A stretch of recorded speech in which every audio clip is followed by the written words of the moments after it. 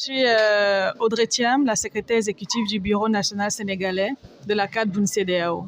Alors, comme l'a dit tout à l'heure la tutelle, ce séminaire, c'est un séminaire d'échange et de partage interne. D'abord, avec les membres du bureau, qui sont les compagnies, parce qu'il faut savoir que le système appartient d'abord à l'État. Le système appartient à l'État et il a confié sa gestion aux compagnies d'assurance, qui sont les participants à titre subsidiaire. Donc nous, notre bureau fait donc le lien, non seulement avec le siège à Lomé et les autres pays membres de la CEDEAO, et nous sommes un exemple de partenariat public-privé.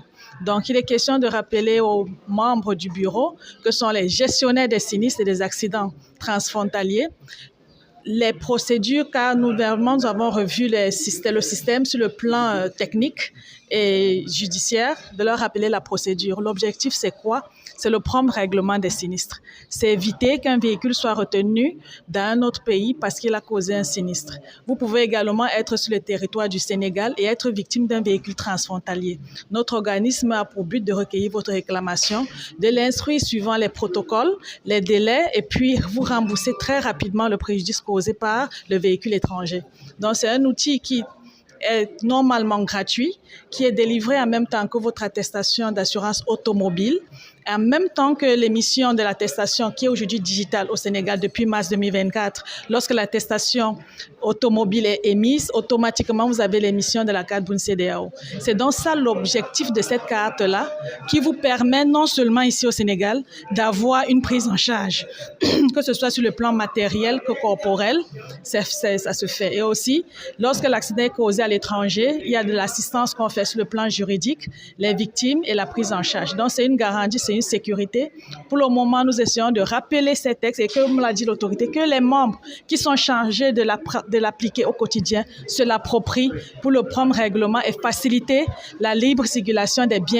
Je suis Ndiaye Aline Badara, je suis commissaire contrôleur des assurances et je représente à cet événement la direction des assurances qui est une direction du ministère des Finances et du Budget et qui a en charge le contrôle du bon fonctionnement du secteur des assurances. Cette rencontre de ce matin, c'est une rencontre qui est initiée par le Bureau national sénégalais dans son programme d'action 2025 avec à sa tête Madame la secrétaire exécutive, Madame Audrey, et le président, bien entendu, du Bureau national. Alors, cette rencontre, elle vise à surtout vulgariser auprès des membres le dispositif juridique et institutionnel qui régit le système de la carte BUN-CEDEAO. Il y a eu ces dernières années des échanges en vue de rendre plus performants les dispositifs et des réformes qui ont été initiées. Et c'est l'occasion de partager avec les acteurs qui ont en charge justement la mise en œuvre de ce mécanisme, de partager avec eux le dispositif juridique qui encadre vraiment tout le fonctionnement du mécanisme d'assurance de la carte BUN-CEDEAO.